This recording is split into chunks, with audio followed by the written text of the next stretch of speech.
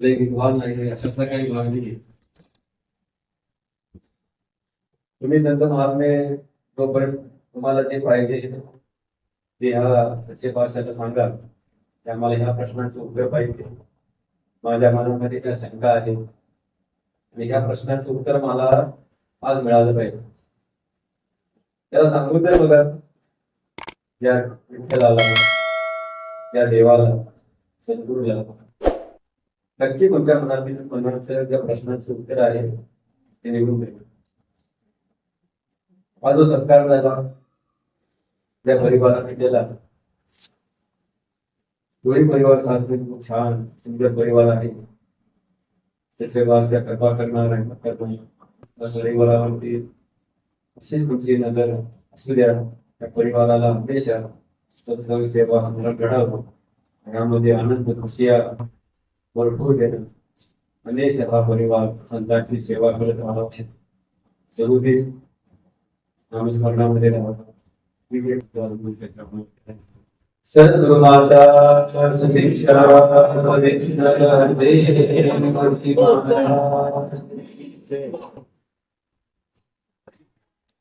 तुम्ही आम्ही बराच वेळ झालं त्या प्रभू परमात्म्याविषयी देवाविषयी ऐकलं.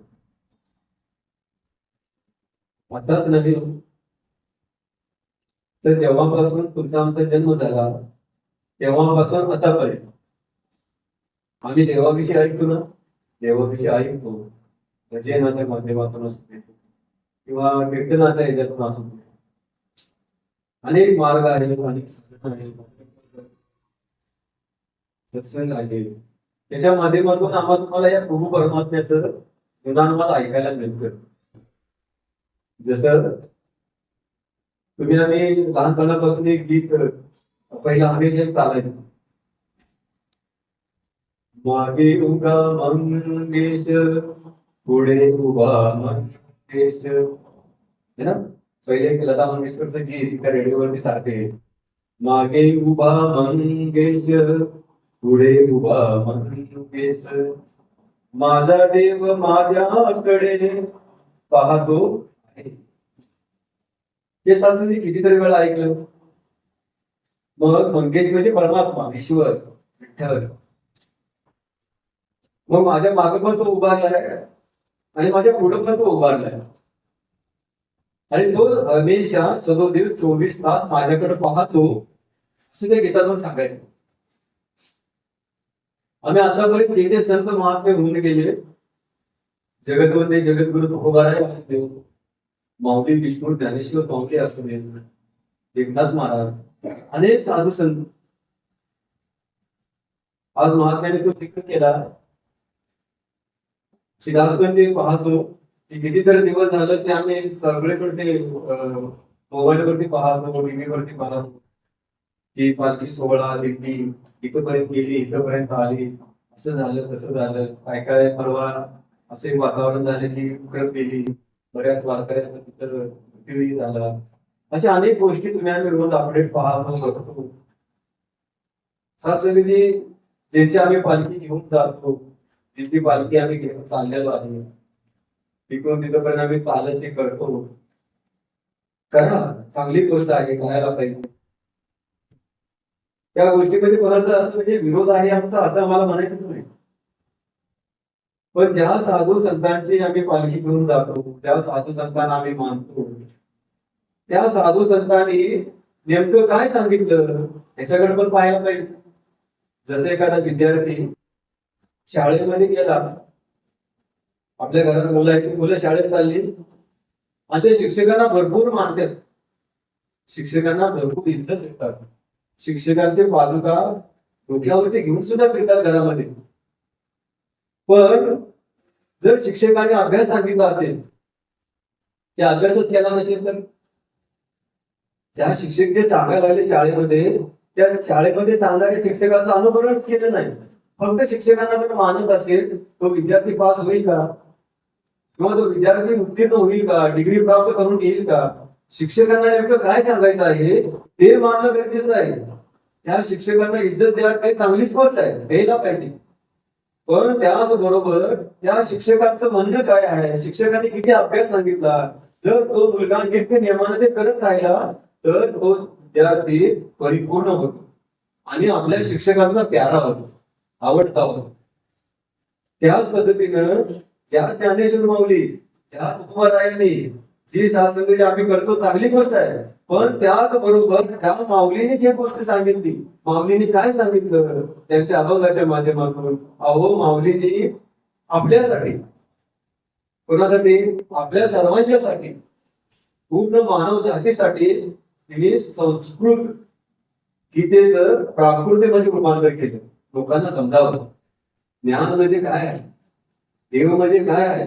कारण हे साधी मुली लोक आहेत, ती देवाला भरपूर मानतात, पण नेमका देव कुठं आहे हे माहित, देवाचं अस्तित्व काय आहे हे माहित नाही. म्हणून ज्ञानेश्वर माऊलींनी संस्कृत ग्रंथाचं प्राकृतीमध्ये केलं. एवढं करण्यासाठी त्यांनी सदासच केले नाही महाराज, त्याच्यासाठी त्यांनी भरपूर हाल अपेक्षा सहन केले. एवढे सहन केले की जसं महात्मा मगाशी सांगत होते की त्यांना गावामध्ये जात असताना त्यांना कोणी भिक्षा सुद्धा दिली नाही. एकदा अशी गोष्ट झाली की तिने गावातून इकडं तिकडं काय तर करून भिक्षा मागून आणली आणि घरामध्ये चुलीवरती तिने स्वयंपाक बनवला. पण गावातले काय अज्ञानी लोक घरामध्ये आली आणि घरामध्ये येऊन ते चुलीवरती पाणी होतोय. चुलीत म्हटले तुम्ही खायचं नाही, करून खाऊ शकत नाही, तुम्हाला कोणी अधिकार दिला, आणि एकदम काय काय बोलून सासून निघून गेले. आता घरामध्ये स्वयंपाक कसा बनवायचा, चुलीवरती तर पाणी ओतलं, जळत टाकून दिलं, बऱ्याच गोष्टी केल्या, हाल अपेक्षा सहन केल्या, पण आता स्वयंपाक तर पाहिजे, पोटाला तर पाहिजे ना काहीतरी, भूक लागलेली आहे. मग ज्ञानेश्वर माऊली म्हटले मुक्ताई काय हरकत नाही, म्हणजे रडू नको, तो असं कर तू भाकरी दाब आणि मी खाली तिथंच खाली झोपतो, वागतो आणि तू माझ्या पाठीवरती ते भाकरी टाक. त्यावेळेला त्या सासंगी माऊलीने भाकरी केली आणि त्या पाठीवरती टाकली. सास सांगत तुम्हाला ऐकून सगळ्यांना माहिती असतं की ती पाठीवरती भाकरी सुद्धा भाजत, तशी तव्यावरती भाकरी भाजली. ही ताकद कुठून आली, ही ताकद आली ज्ञानात, ही ताकद आली गुरुच्या माध्यमातून. कारण त्यांचे गुरु होते निवृत्ती दादा, आणि त्या निवृत्ती दादानं नाथ संप्रदायामध्ये राहून हे ज्ञान प्राप्त करून गेलं जे आता आम्हाला सद्गुरु माता सुदीक्षेची महाराज देतात. गैरनाथांनी वचितनाथाला आणि याला असं नाथ संप्रदायामध्ये ज्ञान प्राप्त होतं. त्या नाथ संप्रदायामध्ये निवृत्ती दादा गेले आणि तिथून त्यांना ज्यावेळेस ज्ञान प्राप्त झालं त्यावेळेस त्यांनी ज्ञान आपल्या भावंडांना दिले. आणि मग सासूने जेवढा ह्यांना हे भेटलं त्यावेळेस सासूने माऊलीनी त्यांच्याकडे हट्ट केला, म्हणजे दादा हे ज्ञान हे फक्त आपल्या पुरतं मर्यादित काय राहिलं पाहिजे, ह्या सर्व सामान्य लोकांच्या पर्यंत गेलं पाहिजे. त्याच्यासाठी तिने हट्ट करून बसला. त्यावेळेला निवृत्ती दादा म्हटली नाही असं करता येणार नाही, आपल्याला परंपरा आहे. पण ज्ञानेश्वर माऊली आहे त्यांचा हट्ट होता, आणि आई वडील त्यावेळेला अंतिम त्याच्यासाठी जाणार होते. त्यावेळेला निवृत्ती दादाला समोर बोलून सांगितलं, बाबा मुलं लहान आहेत आणि ही सगळी जबाबदारी ती तुला पार पाडायची आहे. आई पण तोच हो, वडील पण तोच हो, आणि तुम्ही दोघं जण मिळून आई वडिलांचं प्रेम मुलांना दिलं आमच्या माघारी. आम्ही तुमच्या कल्यासाठी तुमच्या सुखासाठी आम्ही देहांत प्राचित्य करायला चाललेलो आहे. त्यावेळेस असं ती गोष्ट आढळली. म्हटले आणि सगळ्यात म्हणजे जास्त महत्वाचं म्हणजे जे ज्ञान आहे, त्या ज्ञानाचं मात्र कधी मन दुखवू नको, तिची प्रत्येक इच्छा तू पूर्ण कर. सासंगीने ह्या शब्दा खातीर माऊलीची सासंगीची त्यांना परमिशन दिली आणि मग सासंगी हे ज्ञान जगाला लागून केलं.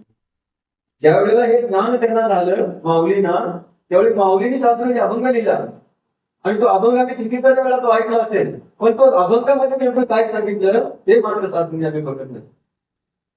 ज्यावेळेला माऊलीनं हे ज्ञान झालं, जे सासंगी साक्षात प्रभू परमात्मा विठ्ठल सगळीकडे बघितला, ज्यावेळेस जसं अर्जुनाने बघितलं त्यावेळेस श्रीकृष्णाने त्यांना दाखवलं हे विराट स्वरूप.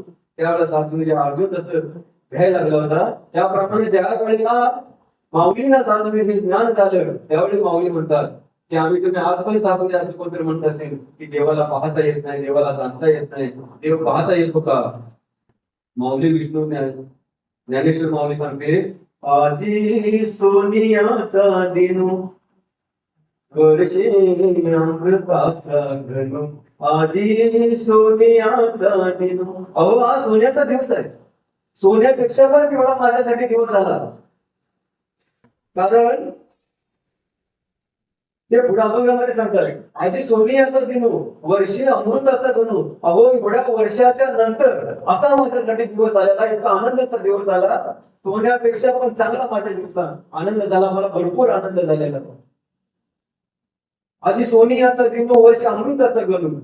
पुढे म्हणते, हरी पाहिला रे हरी पाहिला रे.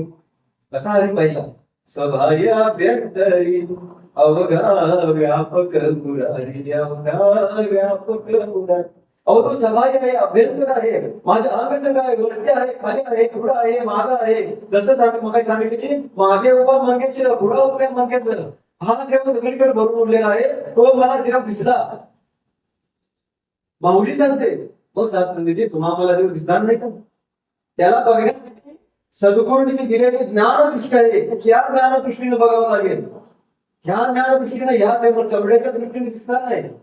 त्याला बघण्यासाठी गुरुनं जे ज्ञानाची दृष्टी दिली जाते त्या दृष्टीने बघावं लागेल. जसं भगवान श्रीकृष्ण, जसं आज हा पंढरीमध्ये सासरे विठ्ठलाच्या दर्शनाचे सगळे चालले आहे. ते विठ्ठल म्हणजे कोण आहे? भगवान श्रीकृष्ण. भगवान श्रीकृष्ण ते सात संगती आपल्या भक्तांच्या सेवेला प्रसन्न होऊन सात संगतीत आले आणि तिथं वास्तव्य केलं. असे भगवान श्रीकृष्ण सात संगती ज्या वेळेला विराट स्वरूपामध्ये त्या अर्जुनाला सांगतात, हे अर्जुना, जर माझ्या या 5.5 फुटाच्या जर देहाला तो श्रीकृष्ण म्हणत असतील तर अजून तो अज्ञानी आहे. माझं स्वरूप वेगळं आहे, मी वेगळा आहे, माझ्यापासून ही सृष्टी बनते. आणि ज्यावेळेला त्यांनी सांगितले की नैनाम चैतन्य क्षेत्राने नैनाम धरती पाहो का, अरे हे अर्जुना, माझं स्वरूप असं आहे, मला कुठलीही कापू शकत नाही. मग सांगितले, आम्ही ज्या देवाची पूजा अर्चना करतो, विचार करायचं, आपण विचार करायचं की त्या देवाला शस्त्र कापते का?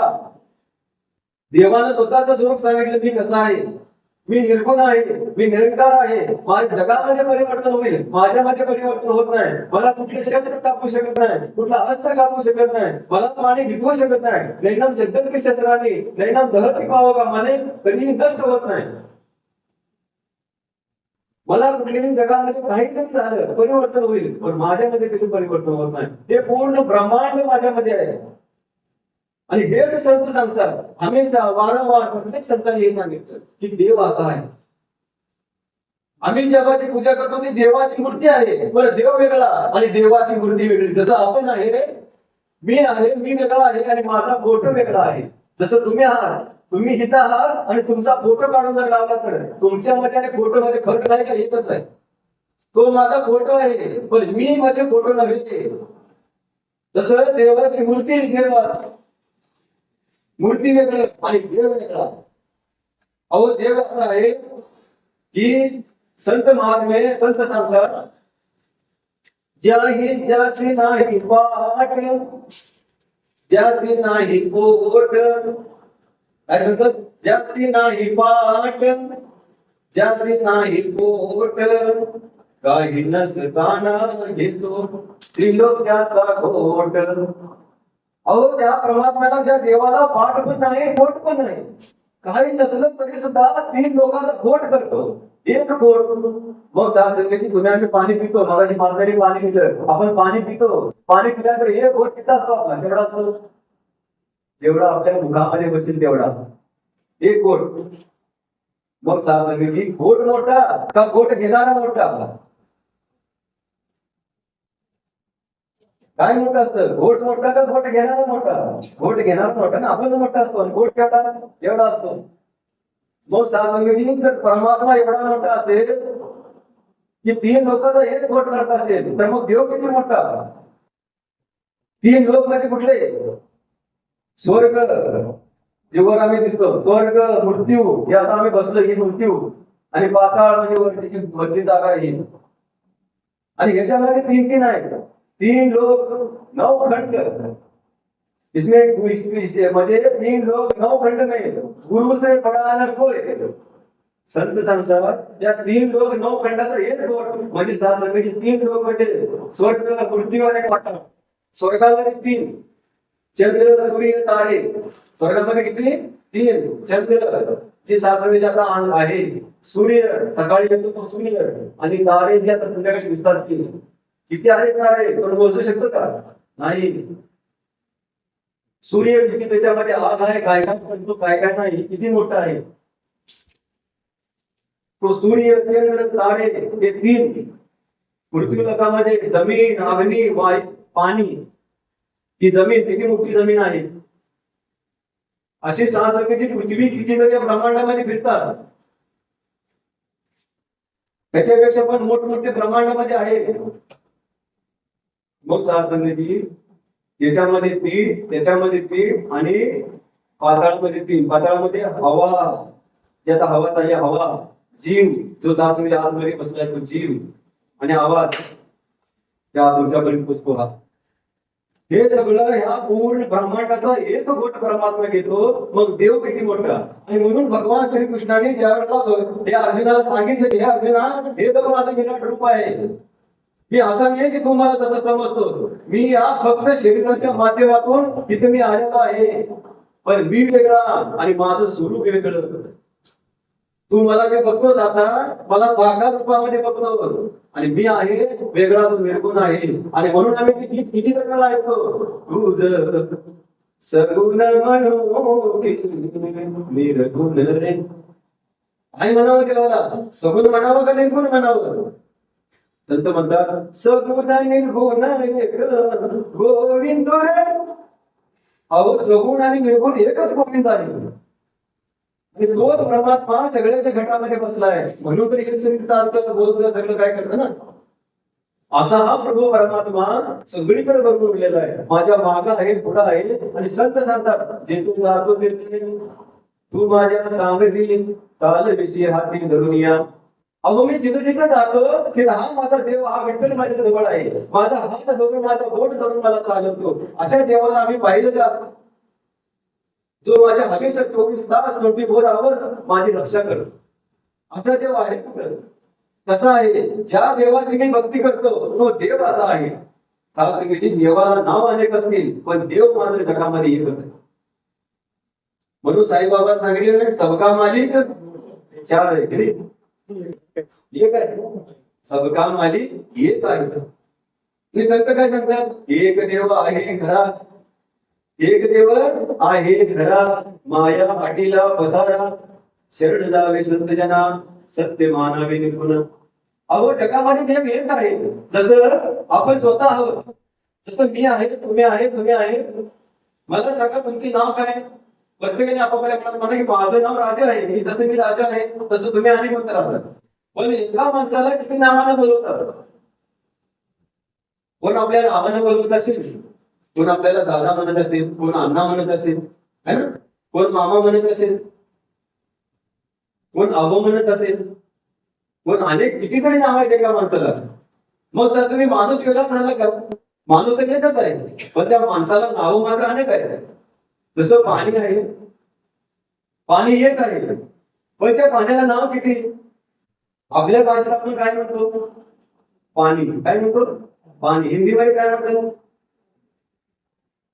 जल काय म्हणतात जल. कन्नडमध्ये काय म्हणतात नीर. तेलुगू मध्ये काय म्हणतात नीरू काय म्हणतात नीरू. सासंगीची इंग्लिश मध्ये काय म्हणतात वॉटर. हो सासंगीची एवढी नावं झाली झाला मला माहिती आहे तेवढेच मी सांगितलं. पण एवढी नावं आहेत म्हणून पाण्याचं अस्तित्व वेगळं आहे का. पाणी तर एकच आहे. तसं देवाचं स्वरूप एक आहे. देव एक आहे तो सगळ्याच्या घटामध्ये बसलेला आहे. मग सासरे नावं त्याला अनेक असतील. कोण त्याला श्रीकृष्ण म्हणत असेल कोण भगवान श्रीराम म्हणत असेल कोण सासरी विठ्ठल म्हणत असेल कोण सासरी त्याला विठोबा म्हणत असेल कोण सासरी त्याला अंबाबाई म्हणत असेल कोण अनेक काय म्हणत असतील. पण सासरीचे देवाचं स्वरूप मात्र एक आहे. तोच देव सगळ्याच्या घटामध्ये आहे. आणि म्हणून संपूर्ण अवतारवाणीमध्ये म्हणतात एक देव आहे. एक नूर सबदे अंदर नर हो चाहे नारी हो. ब्राह्मण क्षत्रिय वैश्य जन प्रभूची खिदत सारी. साधसंगती पूर्ण सृष्टीमध्ये प्रभू परमात्मा एक आहे आणि तो सगळ्याच्या घटामध्ये बसून उरला. आमच्या घटामध्ये पण देव आहे म्हणून तर शरीर चालतं. संत महापुरुषाला सुंदर असं सांगतात, साध्या सोप्या भाषेमध्ये सांगतात, चाले हे शरीर काय म्हणतात, चाले हे आपले शरीर, स्वतःच शरीर. विचार करा, प्रत्येक गोष्टीचा विचार करा, ही गोष्ट खरी का खोटी. जर सासरीचे खोटं वाटलं तर सासरी आज पांडेकरला तुम्ही जाऊ द्यायचं नाही. तुमच्या मनात काही प्रश्न असू दे, जोपर्यंत तुमच्या प्रश्नाचं उत्तर निर्माण झालं नाही किंवा जोपर्यंत तुमची शंका दूर होत नाही, जर हे खोटं वाटत असेल, जर खोटं ठरलं तर सासंगती इथपर्यंत 19 वर्ष आर्मीमध्ये सर्व्हिस करून आला, त्याच्या अगोदरपासून सत्संगमध्ये आहे, आता 40 वर्ष झाले. पण सासंगती इथनं पुढचे जेवढं पण त्याचं आयुष्य राहील, तुम्ही सासंगती तुमच्या घरामध्ये चाकरी करू, फुकट काय पैसे पण देऊ नका. जर हे ज्ञान जर खोटं वाटलं, जर ज्ञानाला तुम्ही खोटं आहे जर साबित करून दाखवलं, तर म्हणजे कुठलं आयुष्य सांगेल की तुमच्या घरामध्ये फुकट चाकरी करणं. पण म्हणजे ज्ञानाला शास्त्र पुरावा, गुरुप्रचिती, आत्मप्रचिती, शास्त्र प्रचिती, शास्त्राप्रमाणे जर ज्ञान खरं असेल तर शास्त्र जीवनाचं कल्याण करू. आणि म्हणून संत महापुरुष हमेशा सांगतात की एक देव आहे खरा. काय सांगतात, एक देव आहे खरा, माया आठवीला पसारा. या सगळा पसारा एका देवाने निर्माण केलेला. आणि हा देव जर बघायचा असेल तर शरण जावे संत त्यांना सत्य मानावे निर्गुण. अहो जोपर्यंत संतांना शरण जात नाही तोपर्यंत देव भेटत नाही. आणि हे सासरीची निरंकारी मिशन सांगते, अशाच माध्यमाचं गोष्ट नाही आहे. हे जे सांगितलं ते आतापर्यंत जेवढे पण साधू संत फकीर सगळे होऊन गेले, देवी देवता जिने पण झाले, त्या सगळ्यांनी गुरुला शरण गेले, संतांना शरण गेले. संतांना शरण गेल्यानंतरच त्यांना ब्रह्माची प्राप्ती झाली. गाव आम्ही बाळूमामांना मानतो, बाळूमामांच्या मध्ये एवढी दाखवत होती, पण तरी सुद्धा जोपर्यंत गुरु त्यांनी करून घेतला नाही, सद्गुरू त्यांच्या जीवनात आले नाही, तोपर्यंत त्यांच्या जीवनाला पूर्ण तो प्राप्त झाले. आज आम्ही भगवान श्रीकृष्णाच्या मंदिरामध्ये बसलोय. भगवान विष्णूचे अवतार श्रीकृष्ण आम्ही मानतो आहे. मग शास्त्री त्यांनी सुद्धा ज्या वेळेला त्यांनी विद्या प्राप्त करून घेतल्यानंतर आपल्या ज्ञानाला पूर्ण मला पाहिजे असेल, मी स्वतःची ओळख करून घ्यायची असेल, मी भगवंत आहे, मी भगवंताचा अवतार आहे, हे जाणून घेण्यासाठी वशिष्ठाला शरण जावं लागलं. ज्या वेळेला त्यांनी त्याला शरण गेले त्यावेळेला सांगितलं गेले, श्रीकृष्ण तुम्ही श्रीकृष्ण या स्वरूपामध्ये आहात, पण तुमचं स्वरूप वेगळं आहे, तुम्ही कोण आहात, कसं आहात. त्यावेळेला सांगितलं रामाने वशिष्ठाला शरण गेले आणि सासरी भगवान श्रीकृष्ण सांदी बांधली कृष्ण. हे सात्संगाची सगळं काय आहे, हे भगवंताने सुद्धा नियम तोडले गेले. जोपर्यंत स्वतःची ओळख स्वतः करून घेत नाही, ज्यावेळेला भगवान श्रीराम आपली पूर्ण विद्या प्राप्त करून घेऊन की ज्यावेळेला अयोध्यामध्ये आल्यानंतर सात्संग त्यांचं भरपूर असं स्वागत झालं. दशरथ महाराज, त्यांचे वडील ब्रह्मज्ञानी महाराज, ते सात्संगी आत घरामध्ये बसले होते आणि येऊन बाहेर प्रभू रामचंद्र भरपूर खुश झालेले. बाहेर दरवाजाला आवाज दिला आणि त्यावेळेला सासरी आतने विचारलं कोण आहे. त्यावेळेला सासरी सांगितलं की तू राम आहे. त्यावेळेला म्हटले अजून तू कोण आहे याची माहिती झालं नाही, तू कोण आहे याची प्रचिती करून घेण्यासाठी परत पुढे जाऊन सांग. सासरी आल्याप्रमाणे त्यांना माघारी पाठवलं आणि ज्यावेळेला वशिष्ठाकडे गेले, वशिष्ठाचे पण तसेच आज उद्यामध्ये बसले होते झोपडीमध्ये आणि त्यावेळेला बाहेर आवाज दिला आणि वशिष्ठाने पण तोच आवाज केला की म्हटले कोण आहे. त्यावेळेला भगवान श्रीराम नम्रतेने म्हणतात कोण आहे जाणून घेण्यासाठी तर महाराज मी इथं आले. अगोदर देवी करताना मी कोण आहे याची प्रचिती करून घ्यायला लागत असेल तर आपण कुठल्या झाडाला पाला आहोत, मी कोण आहे याची आम्हाला प्रचिती आहे तरी का. मी कोण आहे, माझं अस्तित्व काय आहे. सासरे मी जर म्हटलं मी राजू आहे तर सासरे राजू आहे तरी कुठे. जर इथं हात लावला तर हे छाती आले, इथं हात लावला हे डोकं आहे, हे हात आले, हे पाय आले, हे पोट आलं, मग सासरे राजू आहे कुठं. ज्ञान काय त्याला म्हणतात, ज्ञान म्हणजे आत्मज्ञान. संत काय म्हणतात, ज्ञान म्हणजे आत्मज्ञान, पहावे आपणाशी आपण तया नाव बोलीचे ज्ञान. आम्ही सासऱ्याची सकाळपारी उठल्या आंघोळी करून आलो, तयार झाल्या आपण काय करतो, सगळ्यात अगोदर तयार होण्यासाठी कुठे जातो, दुसऱ्याच्या घरी, आरशेच्या पुढे. कुठं, आरशेच्या पुढे. आणि जेव्हा आम्ही आरशेच्या पुढे जातो त्यावेळेला कळतं की मी कसा आहे, मी कशी आहे. आणि सासरी तिथं बघितल्यानंतर अर्थ सांगतो का तुमच्या इकडे केस इकडं वाकडा आलाय, बिंदी व्यवस्थित लागली नाही, नाक जरा काळा लागले नाकाला, असं सांगतो तरी कोणाला? आम्हाला तर सांगितलं, आमच्या गावात सांगत नाही कोणाला. तुमच्या गावात सांगतो का? नाही सांगत. तरी पण ते सगळं गावाला कळतं की आपण आरशापुढे उभारलो, आरसा सांगत नाही तरी पण सगळं सांगून जातो की काय झालंय, तुमच्या आयुष्यात काय झालं, तुम्ही कसं दिसता. आणि आरशात बघून आपण स्वतःला तयार होतो. आरसा सांगितलं नाही आणि सांगता विना राहिलं पण नाही. आणि म्हणून सासरीच्या आरशासमोर उभारले की आपण स्वतःला पाहतो आणि मग कळतं की माझ्यामध्ये काय कमी आहे. तसं की आपलं स्वरूप कसं आहे, मी कोण आहे हे जर पाहायचं असेल तर सद्गुरूला शरण जावं लागतं. जोपर्यंत सद्गुरूला शरण जात नाही तोपर्यंत मी कोण आहे याची जाणीव प्राप्त होत नाही. मी आहे कोण, मी कुठं आलो. सासरी असं मनामध्ये वाटत असेल की मी तर आईच्या गर्भामधून आलो. पण संत महापुरुष म्हणतात ज्यावेळी आई होती ताणी, ज्यावेळेला आई होती ताणी तेव्हा कुठे होता असं प्राणी. ज्यावेळेला आमची आई तर लहान होती मग मी कुठे होतो. सात संगती हे सगळ्या प्रश्नांची उत्तरं संत उभा करतात तुमच्या आणि आपल्या अस्तित्वाची जाणीव निर्माण करून देतात की माझा जन्म कशासाठी झाला, मी कोण आहे. सासरी हे सगळं जर दिसलं, सगळं काय होतं मग आम्हाला हे आम्ही कोण आहोत हे सासरी एक माध्यम आहे, एक माध्यम आहे. जसं मला इथून दिल्लीला जायचं आहे, आपण काय करतो ट्रेन बुक करतो, ट्रेन मध्ये बसतो आणि दिल्लीपर्यंत जातो. मग सासरी ट्रेन मध्ये मी आहे नाही, ट्रेन एक माध्यम आहे मला इथून दिल्लीपर्यंत पोहोचवण्यासाठी. मला इथनं आत्मेला जाण्यासाठी माध्यम फक्त बस आहे, गाडी आहे. मी म्हणजे गाडी नव्हे, मी म्हणजे ट्रेन नव्हे, मी म्हणजे बस नव्हे. तसं मी म्हणजे शरीर नवं. आपल्याला 50 वर्षासाठी दिल्यासाठी देणगी आहे, हे घरात भाड्याने देण्यात आहे. हे म्हणजे मी नव्हे, एक माध्यम आहे आम्हाला इथून तिथपर्यंत नेण्यासाठी, या जीवाला इथून तिथपर्यंत नेण्यासाठी.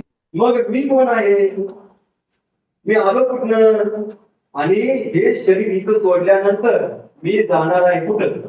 कारण शरीर म्हणजे मी नवी मला अजून पण समजून घ्या. जर मी शरीर असतो तर सात संगती माझी केस पांढरी व्हायला लागले. मला असं वाटतं की माझी चांगली काळी कळकळीत राहावी, पण तरी पण होतं का? नाही होत. कोणाला वाटतं म्हातारं व्हावं, आधी वाटतं का? गुडघं दुखते का नाही, कमर दुखते, वाटतं का माझं दुखावं, माझं डोळं चांगलं असावं, सगळ्या गोष्टी वाटतात तरी पण होत नाही. का होत नाही? कारण हे माझं नाही मुळात. त्याचा अधिकार आपल्याला फक्त एक वापरण्यासाठी दिलेला आहे. आणि म्हणून मी कोण आहे, कुठं आलो, कशासाठी आलो आणि माझं अस्तित्व काय आहे याची जाणकारी म्हणजे ज्ञान म्हणजे आत्मज्ञान. ज्ञान म्हणजे आत्मज्ञान. पहावे आपणाशी आपण, दया नाव बोलीचे ज्ञान. आपण आपल्याला पाहणं म्हणजे ज्ञान. आणि हे संत सांगतात या सगळ्याची जाणीव की आपल्याला संतांच्या चरणावरती गेल्यानंतर होते. आणि म्हणून आज एकादश आहे नाही. मग सासरी एखादं सगळ्यांनी केली असेल, मग एका दिवस किती दिवसात येते? बोला, किती दिवसात येते?